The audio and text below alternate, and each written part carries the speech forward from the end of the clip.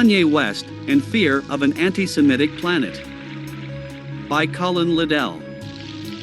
Kanye West wasn't kidding when he said he was going to go DEFCON 3 on the Jews. This has now become a massive story, especially in the underbelly of the hard-to-control sub-media, where Kanye's claims that the Jews run the financial system and the media, and have him in their sights because he's the true Jew, are spreading like wildfire. Now, CNN is reporting that Kanye is even something of a Hitler fan. Quote, "Several people who were once close to the artist formerly known as Kanye West told CNN that he has long been fascinated by Adolf Hitler and once wanted to name an album after the Nazi leader.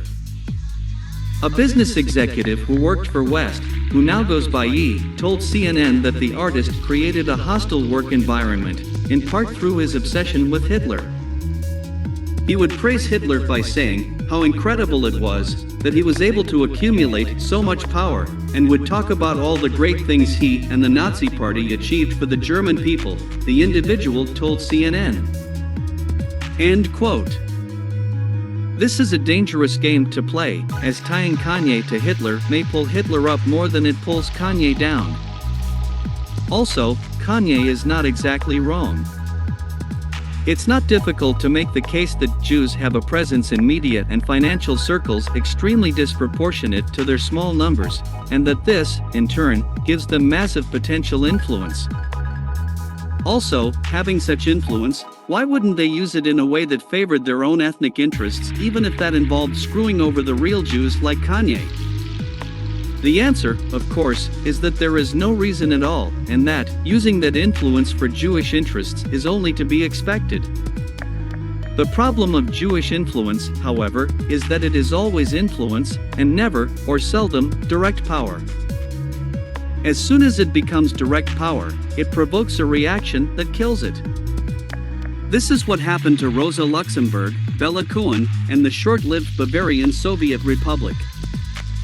In my view, Jews tend to be compliant influencers, basically giving people what they want and then attempting to mollify the inevitable contradictions that arise. This would even explain why they are pretty good at stand-up.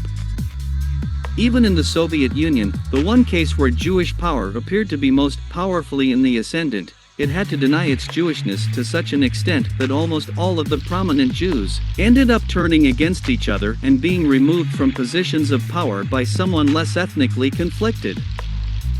The greatest Jew, as well as the most vociferously self-denying one, Leon Trotsky, ended up with his skull wrapped around a Mexican ice pick. Jewish power, if we must call it that, is always soft power, and soft power usually relies on deception, namely tricking people into believing things that serve the agenda of the group exerting the power. Key to this trickery is hiding the identity and interests of the group exerting the power. However, thanks to the internet and the death of the gatekeeper culture, as well as growing cynicism at the way the world works, it is becoming harder to pull this off. It is especially difficult for a group, like the Jews, who have been memed to death as hidden hands for centuries. The suppression of the alt-right also didn't work out very well, as it kinda sorta played into their narratives of the Jews having too much power.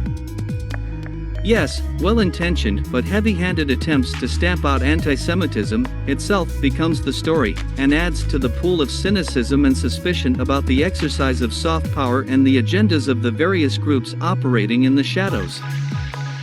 Now, and this is the interesting point, the Jews are not the only group operating in the shadows, pouring soft power into the bloodstream of the world like a corrosive poison. There are other groups, non-Jewish business elites, faceless and raceless bureaucrats, the US military-industrial complex, Putin's gang, the Chinese, those in the pay of the Saudis, the deep states of almost every major country, etc., etc.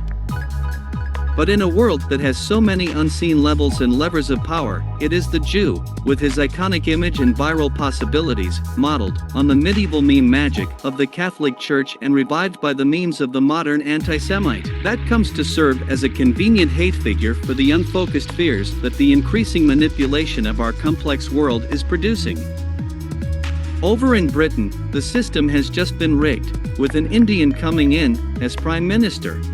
But, guess what, don't expect the conspiracy-minded to blame the eternal Hindus for this piece of apparent skullduggery. They have a much better fit for their paranoid whodunit.